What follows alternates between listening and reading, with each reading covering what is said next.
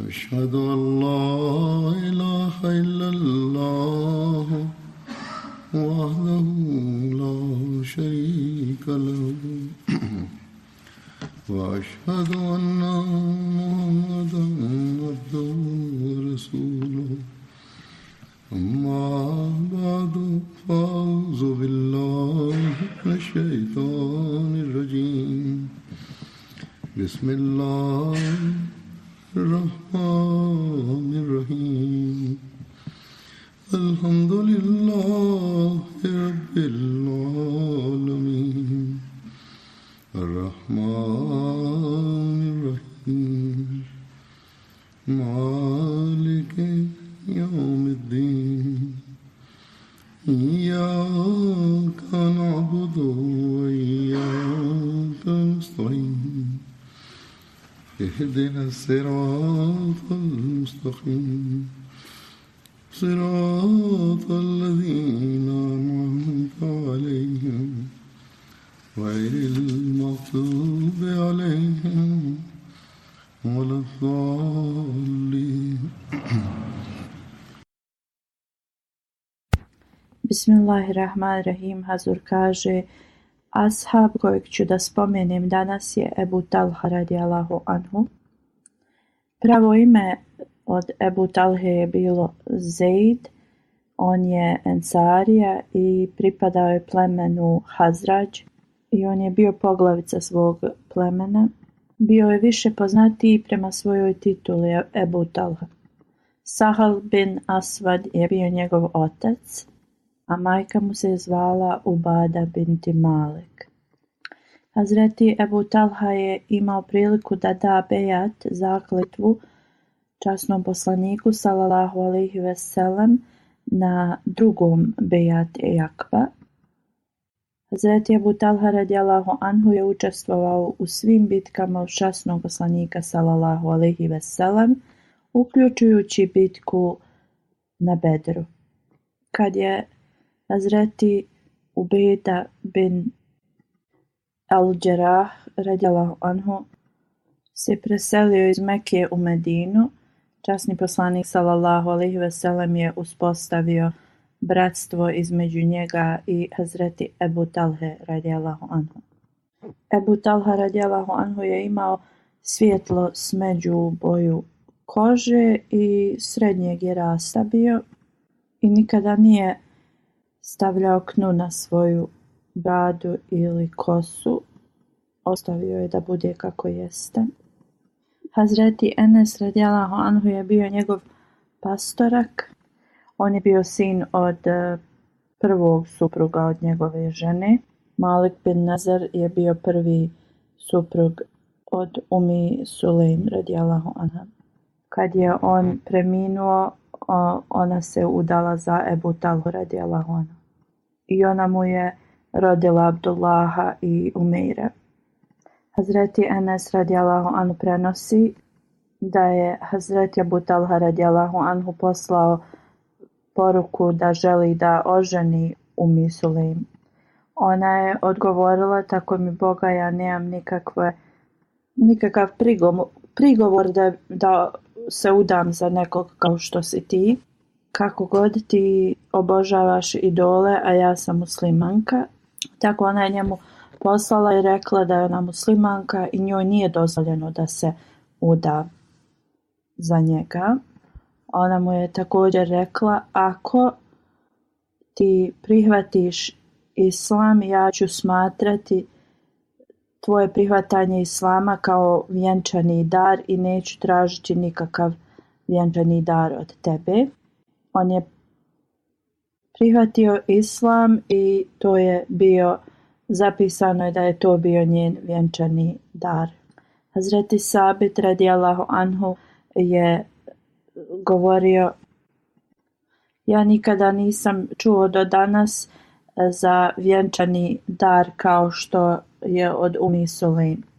Hazreti Ebu Talha radijallahu anhu je učestvovao uz poslanika sallallahu alejhi ve sellem u bitci na Bedru i Hazret Ebu Talha radijallahu anhu prenosi: na dan Bedra poslanik sallallahu alejhi ve sellem je rekao da 24 poglavice od Kurejšija se ubace u neki bunar. Oni su poginuli u toku bitke na Bedru i kao što je bilo poslanikov sunnet da ostane 3 dana gdje se borba vodila. 3. dan je rekao da se stavi sedlo na njegovog konja i oni su krenuli. Kada je došao do tog bunara ili te jame gdje su ta 24 poglavice bili ubačeni, počeo je da ih zove njihovim imenima i imenima njihovih očeva. O sine od te i te osobe, da ste bili poslušni Allahu i njegovom poslaniku, zar trenutno ne bi slavili? Jer zasigurno mi smo dobili ono što nam je naš gospodar obećao. A da li ste vi također dobili ono što je vaš gospodar obećao vama? Hazreti Ebu Talha dalje prenosi: Omer radijallahu anhu je upitao poslanika sallallahu alejhi ve sellem: O Allahu poslaniče, šta ti govoriš ovim umrlim ljudima? Poslanik sallallahu alejhi ve sellem je odgovorio: Kunem se onim koji drži život Muhameda sallallahu alejhi ve sellem, ti nimalo ne čuješ više ove riječi kao što ih i oni čuju. To jeste, sada je uzvišeni Allah govorio te riječi njima, u smislu kako je njihov ogorčeni kraj došao. Hazreti Enes radijallahu anhu prenosi: na Uhudu, kada su se ljudi razbježali od poslanika sallallahu alejhi ve sellem zato što su bili poraženi, Hazreti Ebu Talha radijallahu anhu je ostao ispred njega i hrabro je stajao sa svojim štitom ispred poslanika sallallahu alejhi ve sellem. Prenosi se da je Hazreti Ebu Talha bio spretan strijelac i taj dan da je slomio 2 ili 3 luka od strijele koliko je koristio. Drugim riječima, toliko bi jako povukao strijelu da je ispali na neprijatelje, da bi kanap koji je držao pucao. Poslanik sallallahu alejhi ve sellem bi govorio da drugi koji su prolazili danite svoje strijele Ebu Talhe. On je stajao ispred poslanika sallallahu alejhi ve sellem u to vrijeme. Hazreti Enes radijallahu anhu prenosi da bi poslanik sallallahu alejhi ve sellem dizao svoju glavu i gledao ljude, a tada bi Ebu Talha radijallahu anhu govorio poslaniku: O Allahov poslaniče, neka su moji roditelji žrtvovani radi tebe. Molim te, ne podiži svoju glavu i ne razgledaj okolo, da te strijela od neprijatelja ne pogodi. Moja prsa su ispred tvojih prsa. Hazreti Enes radijallahu anhu govori da Ebu Talha bi štitio poslanika sa svojim štitom i da je on bio odličan strijelac. Kada bi spalio strijelu, poslanik sallallahu alejhi ve sellem bi gledao gdje se ta strijela zaustavila. Ovo je hadis iz Buharije, a i prije hadis je bio također iz Buharije. U toku bitke na Uhudu zapisano je da je Hazreti Ebu Talha govorio sljedeće stihove: Moje lice je tu da zaštiti tvoje blagoslovljeno lice, a moj život je spreman da bude žrtvovan radi tvoga. Hazreti Anas bin Malik radijallahu anhu prenosi da je poslanik sallallahu alejhi ve sellem pitao Ebu Talhu da pošalje nekog mladića ili mladiće iz svog plemena da idu uz njega na Hajber. Anas radijallahu anhu kaže: Ebu Talha je stavio mene na svog konja iza sebe i oni su išli uz poslanika sallallahu alejhi ve sellem.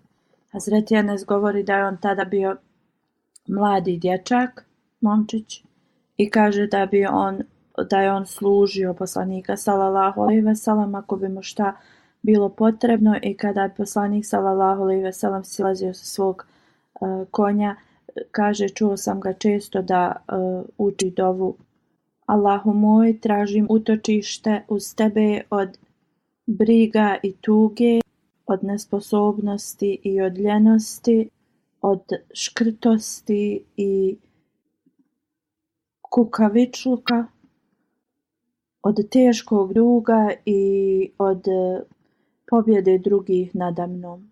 Ovaj hadis je iz Buharija, također sljedeći je iz Buharija. Hazret Enes radijallahu anhu prenosi, kad je poslanik sallallahu alejhi ve sellem došao u Medinu, on nije imao slugu. Hazret Ebu Talha me je doveo kod poslanika sallallahu alejhi ve sellem. Rekao je: o Allahov poslaniče, Enes je mudro dijete i on može da bude od dobre usluge tebi. Hazret Enes radijallahu anhu prenosi i kaže: ja sam služio poslanika i dok bi putovao, također kod njegove kuće. Poslanik sallallahu alejhi ve sellem me nikada nije upitao zašto sam ja nešto uradio na način koji radim. Iako slično, ako nešto ne bi uradio, poslanik sallallahu alejhi ve sellem nikada me ne bi pitao zašto to ja nisam uradio. Drugim riječima, časni poslanik sallallahu alejhi ve sellem nikad ga ne bi korio u vezi bilo čega. Hazret Enes bin Malik radijallahu anhu prenosi, kaže: bio sam s poslanikom sallallahu alejhi ve sellem kad se vratio iz Usman, koje je mjesto između Mekke i Medine. Tada je poslanik sallallahu alejhi ve sellem bio na kameli, iza njega je njegova supruga bila, Safija. Tada je kamela pala i obadvoje njih su pali s nje. Hazret Ebu Talha je odmah skočio sa svoje kamele i rekao: poslaniče, neka sam ja žrtvovan za tebe. Poslanik sallallahu alejhi ve sellem je rekao: prvo vidi i pitaj u vezi žene. Hazreti Talha radijallahu anhu je digao jedno platno, tako je ga stavio preko Hazreti Safije. Ovo nam pokazuje koliko se on brinuo za obadvoje. Onda je pripremio kamelu ponovo za njih da se popnu i onda su svi putovali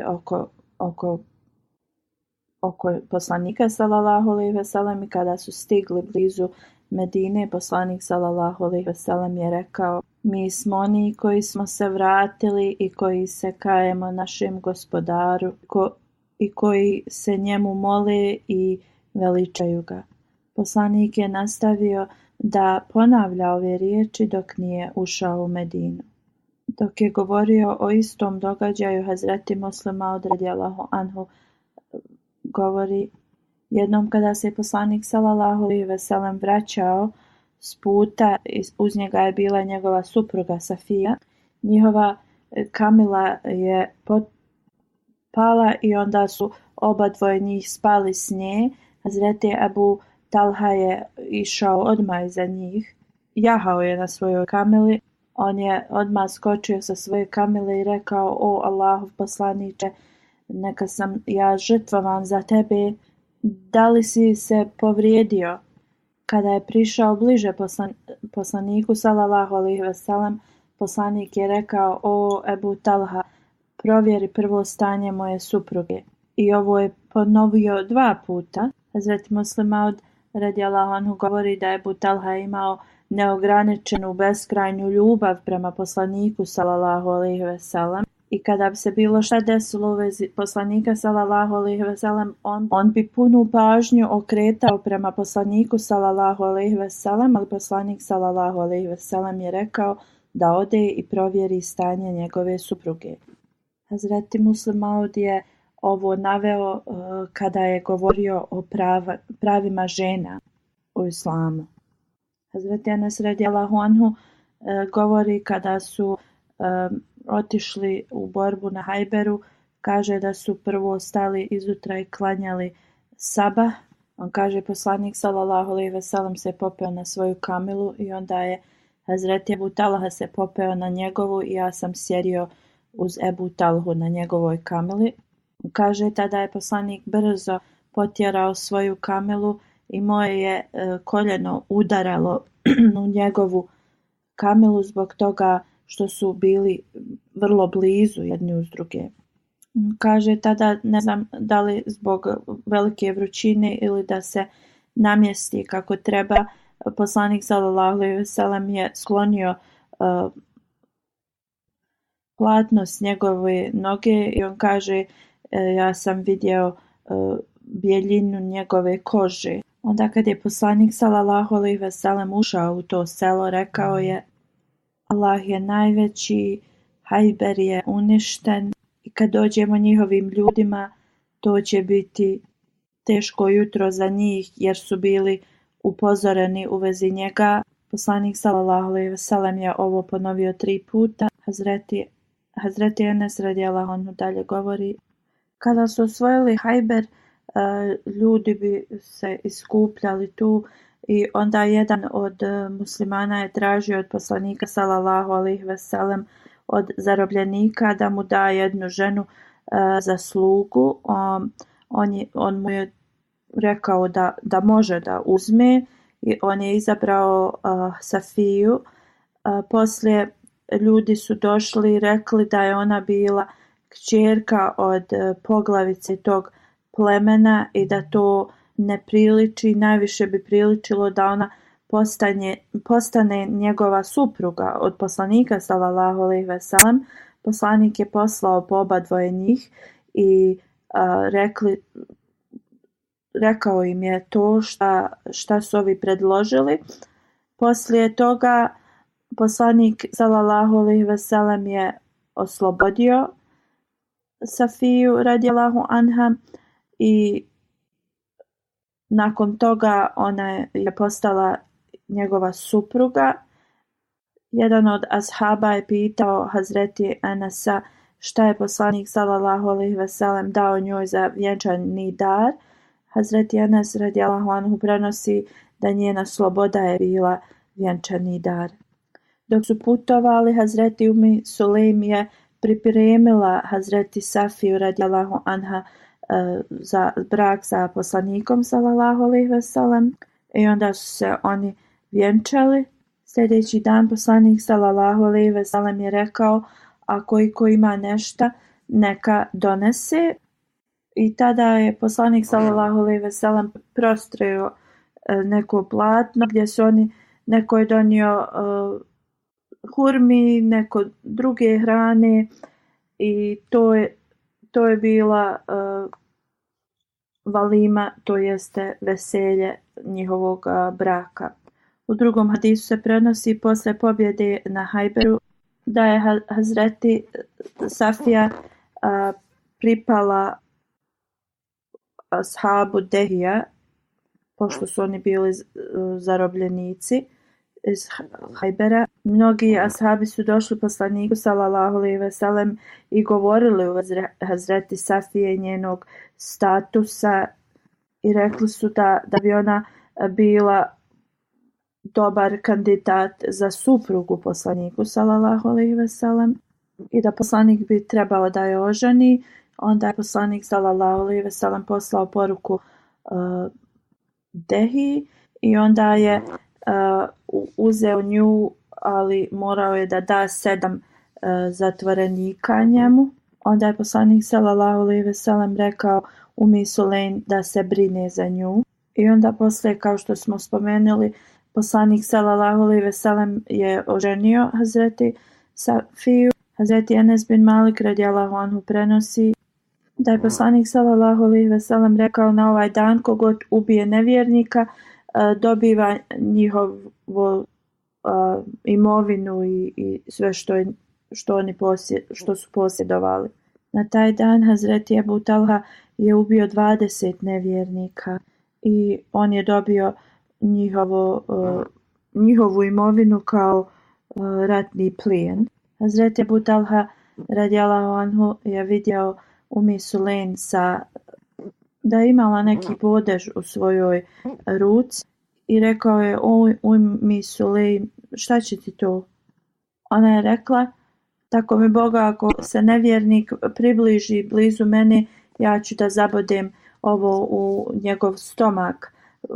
Hazreti Ebu Talha radijallahu anhu je rekao ovo poslaniku sallallahu alejhi ve sellem. Ovaj hadis se nalazi u Suni Ebu Daud.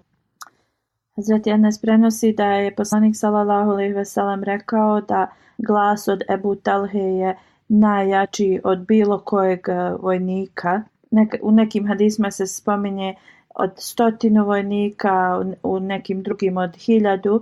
U drugim riječima da je on imao vrlo glasan i jak glas. Hazreti Ebu Talha je preminuo u 30. poslije hidžre, imao je 70 godina u Medini, a njegovu dženazu je klanjao Hazreti Osman radijallahu anhu. Kako god prema Ehli Basr, stanovnici grada Basre, oni govore da je on preminuo u toku putovanja i da je bio ukopan negdje na nekom otoku. Hazreti Enes radijallahu anhu prenosi: u toku života poslanika sallallahu alejhi ve sellem Hazreti Ebu Talha nije postio ovaj dobrovoljni post, zato što je želio da uvijek bude spreman i jak za džihad. Kako god Hazreti Enes radijallahu anhu dalje govori, primijetio je poslije smrti poslanika sallallahu alejhi ve sellem da je Ebu Talha radijallahu anhu posti svaki dan, osim za Bajram, oba dva Bajrama. Hazreti Ebu Hurajra radijallahu anhu prenosi da su neki gosti došli kod poslanika sallallahu alejhi ve sellem. Poslanik sallallahu alejhi ve sellem je poslao poruku svojim ženama da pripreme neku hranu. One su odgovorile da u njihovim kućama samo imaju vode. Onda je poslanik sallallahu alejhi ve sellem upitao: ko će mi pomoći da se pobrinem za ovog gosta? Jedan od ensarija se javio i odveo je gosta kući i rekao svojoj suprugi da što bolje se pobrine za tog gosta, zato što je on gost poslanika sallallahu alejhi ve sellem. Njegova supruga je rekla da oni nemaju hrane, nešto malo je ostalo da bi nahranili svoju djecu. Kako god on je rekao, to pripremi za gosta, a navečer djecu stavi da spavaju. Ona je upalila lampu, stavila djecu u krevet i dok je popravljala tu lampu, ugasila je da nema svjetla. Kako god da bi bilo mračno i taj čovjek i žena, oni nisu jeli s tim gostima, ali su glumili kao da oni jedu s njima i oni su također otišli praznog stomaka da spavaju. Sljedeći dan kad je otišao kod poslanika sallallahu alejhi ve sellem, poslanik sallallahu alejhi ve sellem je rekao: Allah se nasmijao za tvoju dobrotu koju si uradio. Ili da je poslanik sallallahu alejhi ve sellem mu rekao: Allah je bio puno zadovoljan tvojim djelom. Hazreti Enes prenosi da sljedeći ajet je bio objavljen: dali su prednost njima nad sobom, premda su i sami bili siromašni, a oni koji se oslobode pohlepe duše svoje, to su oni koji će biti uspješni. Hazreti Enes radijallahu anhu prenosi: kad je jednom poslanik sallallahu alejhi ve sellem ošišao svoju kosu, Hazreti Ebu Talha je bio prvi koji je dobio njegove kose. Hazreti Enes bin Malik radijallahu anhu dalje govori: jednom je Hazreti Ebu Talha radijallahu anhu pitao Ummi Sulejm radijallahu anha da li ona ima imalo hrane. On kaže da je primijetio da je poslanikov glas bio tih i mislio je da je to zbog gladi. Ona je odgovorila da i dala mu je hljeba koji je od ječma bio napravljen.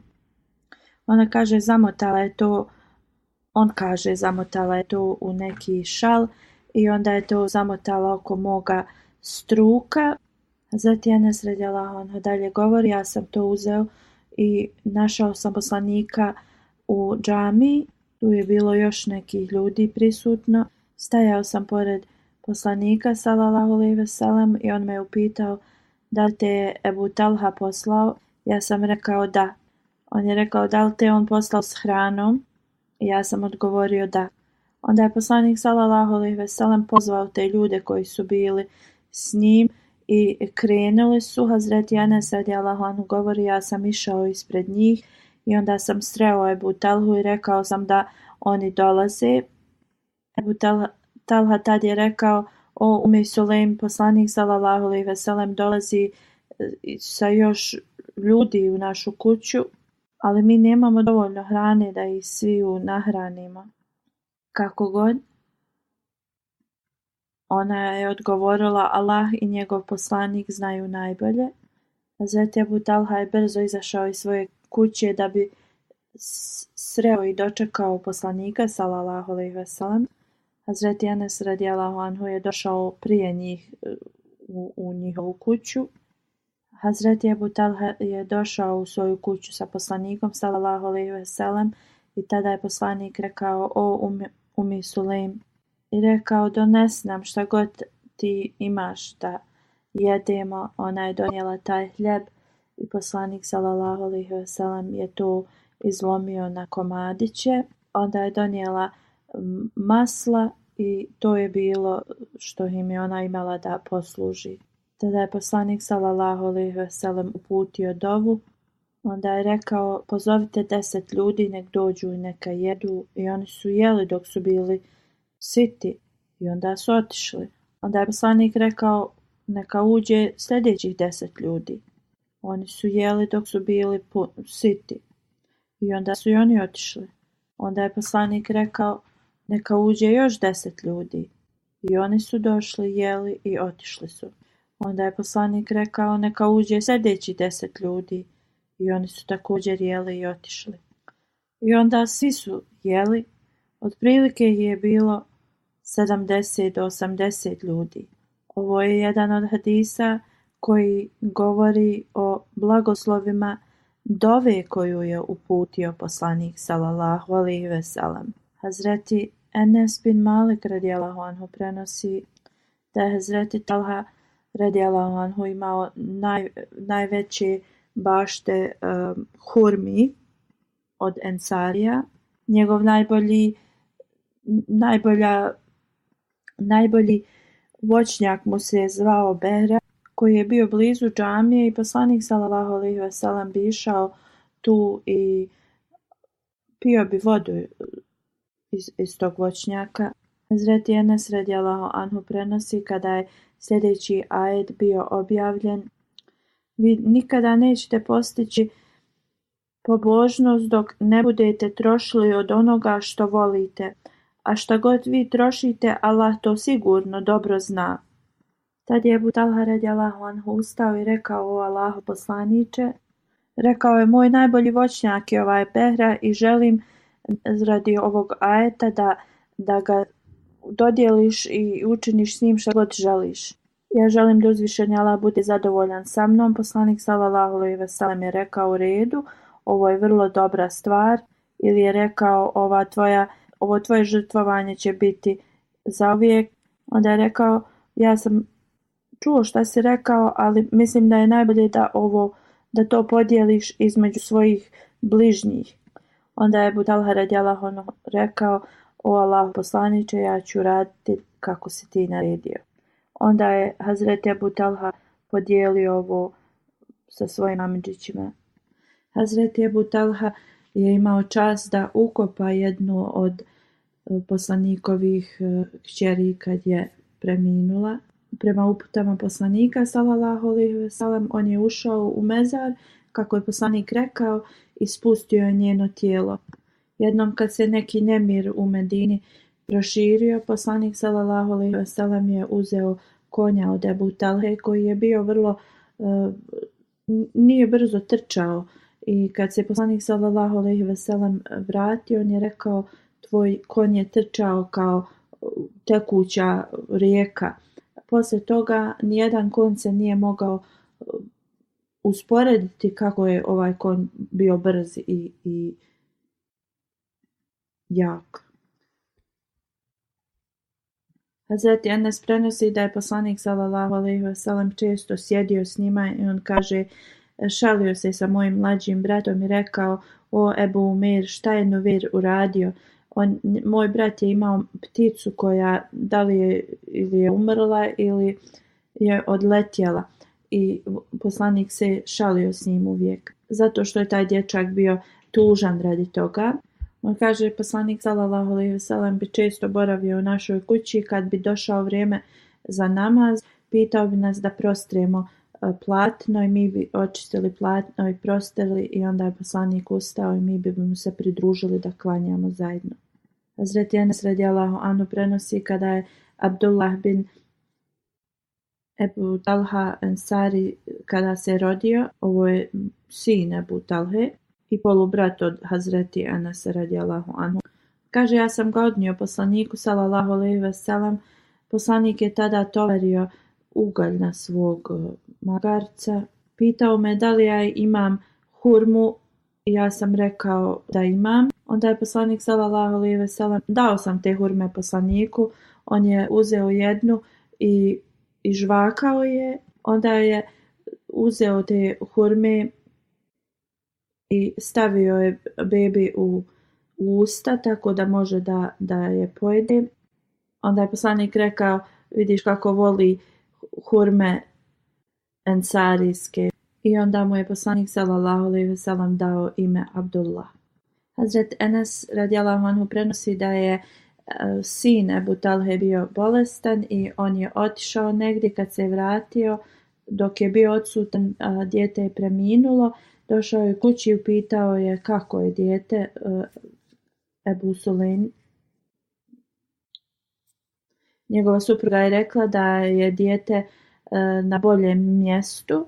Dala mu je večeru i onda poslije nekog vremena je rekla da je dijete preminulo. Izutra je otišao kod poslanika sallallahu alejhi ve sellem i ukopali su dijete i poslanik se molio da mu Allah podari još djece i Allah mu je podario. Hazreti Muslim radijallahu anhu objašnjava ovaj događaj na sljedeći način.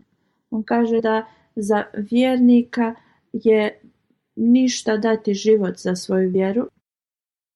Hazret Muslim kaže, žena koja je također bila ashab poslanika sallallahu alejhi ve sellem, Sulejm. Poslanik sallallahu alejhi ve sellem je dao njenom suprugu Ebu Talhi da ide izvan grada radi nekih religijskih dužnosti. Tada je njihovo dijete bilo bolesno i dok se vratio Ebu Talha, njihovo dijete je preminulo. Majka tog djeteta je prekrila dijete platnom, ona je se okupala, stavila je parfem, dočekala je svog muža s puta. Kada je došao, ashab je odmah pitao u vezi svog djeteta. Ona je rekla, dijete je u potpunom miru. Onda je on jeo, odmorio se, proveo noć sa svojom suprugom. Poslije je njegova supruga rekla, želim da te nešto upitam. Šta želiš da me upitaš, rekao je njen muž. Ako ti neko da nešto i poslije želi da uzme to od tebe, da li ti trebaš to da vratiš? Muž je tad rekao, kakva osoba bi to držala sa sobom, nešto što mu je samo dato kao povjerenje? Onda je ona rekla, ali ta osoba će možda biti tužna ako mora to da vrati. Tada je njen muž rekao, zašto da bude tužan ako to nije bilo njegovo od početka?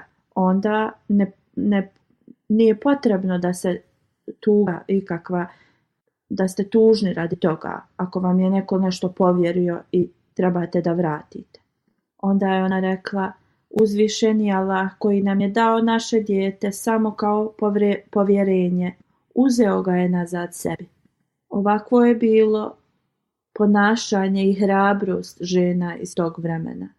Da damo život, to nema nikakve važnosti, pogotovo za muslimana, vjernika. Prenosi se da je radi ovoga poslanik sallallahu alejhi ve sellem se molio za njih i Allah im je podario mnogo djece. Dobili su sina poslije ovoga vrlo brzo. Prema jednom ensari on prenosi da je Hazreti Abu Talha imao 9 sinova i svi su oni bili karis, to jeste oni koji su učili časni Kur'an.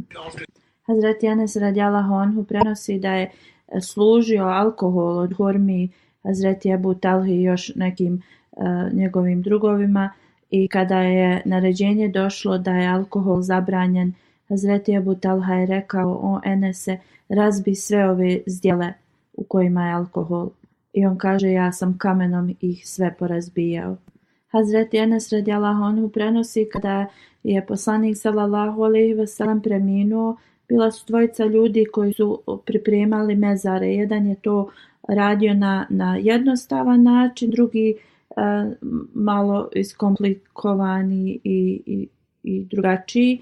I onda su ashabi rekli da će oni klanjati istihare i poslaće poruku u isto vrijeme oba dvojice ovih ljudi, koji god im uzvrati prvi, da će uzeti njegovu uslugu. I to, kad su to uradili, Hazreti Ebu Talha je prvi se javio i on je bio taj koji je uradio mezar za poslanika sallallahu alejhi ve sellem. Ovo je bilo sve u vezi života Hazreti Ebu Talha. Hazur kaže: sada ću ukratko da spomenem neke detalje od osobe koja je preminula i klanjaću dženazu u odsustvu. Babu Muhammed Latif Sahib preminuo je 26. januara u Rabbi u 90. godini, na lillahi ve inna ilaihi rađiun. On je bio sin od ashaba obećanog Mesija alejhi salama. Hvala Allahu, on je bio musi, također on je brat od poznatog misionara iz naše zajednice.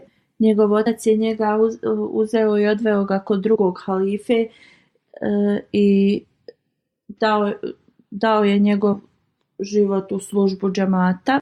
On je rekao da moj jedan sin je misionar, a ovaj će također da služi cijeli svoj život za džemat, i uistinu on je to uradio. 4 godine je radio na željezničkoj stanici.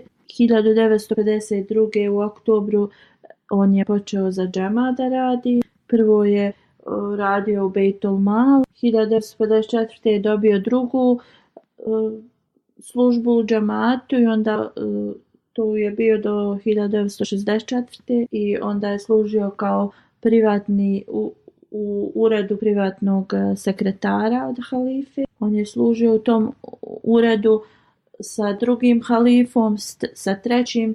4. halifa kada se je preselio, njegov ured privatnog sekretara i dalje ostao u Rabbi i on je služio do 2014. godine. 1985. bio je pomoćnik privatnom sekretaru i ovo je radio na najbolji način. 62 godine je služio džemat, a 53 godine je od tih godina bio u uredu privatnog sekretara na raznim dužnostima. Bio je vrlo dobar radnik, uvijek je završavao svoj posao na vrijeme, imao je veliku želju za što više vjerske nauke i volio je puno da proučava literaturu džemata. U toku hilafeta Hazreti Halifetul Mesih III. Imao je priliku da se bavi sa šurom i organizacijom skupa šure, tako da i poslije toga se s tim bavio. Znači imao je razne službe u džematu i često bi on bio odgovoran da kupuje neke stvari koje su bile potrebne za džemat, ali on se toliko brinuo kako i na koji način će da troši novac džemata. Poslije nezavisnosti Pakistana on je također u džematu bio odgovoran za osiguranje. Ima jednog sina i 5 kćeri i nekoliko dana prije nego što je on preminuo, jedna od njegovih kćerki je preminula. Ona je bila supruga od Zarif Kamar Sahib. Ova njegova kćerka koja je također preminula, ona ima sina koji je misionar. 3 kćeri žive u Londonu i sin je isto također u Londonu. Rana Mubarek Sahib koji je radio s njim kaže 32 godine sam imao, zajedno smo radili. On kaže on se toliko brinuo u vezi šura sastanka i također nas je savjetovao kad neki problemi iskrsnu, osim molitvi da se molimo, moramo još više se truditi i naporno raditi da se to riješi. Onda uzvišeni Allah nam pomaže. On kaže ako bi neko uradio grešku, on bi to na najljepši način im dao do znanja. Hazur kaže mnogi su pisali u vezi njega i svi su isto napisali da je on bio vrlo dobar radnik, uvijek je izvršavao svoje dužnosti, znao je sva pravila džamata, bio je vrlo dobar u pisanju i uvijek bi koristio najbolje riječi za izražavanje. Kada bi god kupio sebi novu olovku, prvo bi napisao s njom Bismillah i onda bi počeo da koristi. On bi uvijek dolazio na vrijeme u ured, ali ne bi išao iz ureda kada je kraj smjene. On bi ostajao u svom uredu dok njegov posao se ne bi završio. Nekada bi provodio cijelu noć u uredu i izutra bi tek išao kući. Hazur kaže dok sam ja bio u Rabvi, također sam ovo primijetio. On bi dolazio u svoj ured i kaže primijetio bi da bi na akšam namaz dolazio iz svog ureda, a ne od kuće.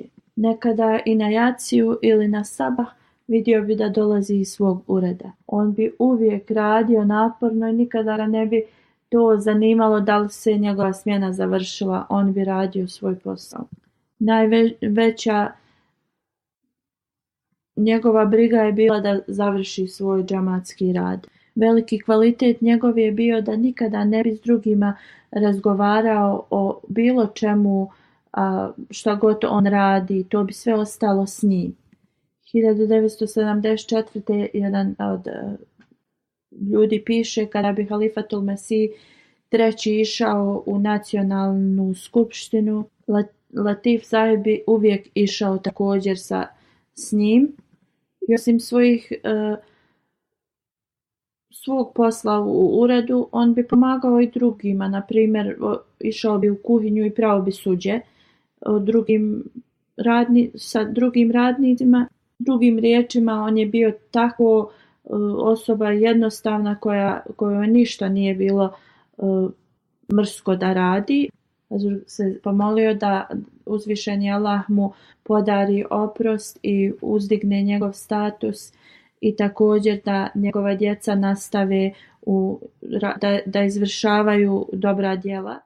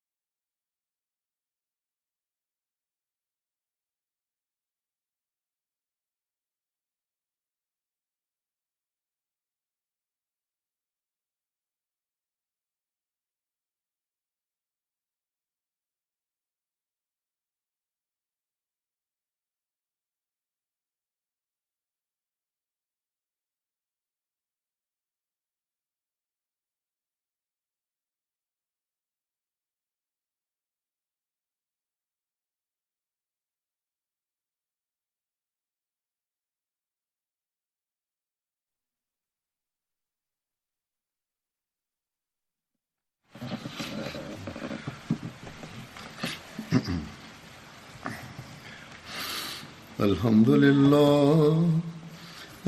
لله نحمده ونستعينه ونستغفره ونؤمن به ونتوكل عليه ونعوذ بالله من شرور أنفسنا ومن سيئات أعمالنا من يهده الله فلا مضل له ومن يضلل فلا هادي له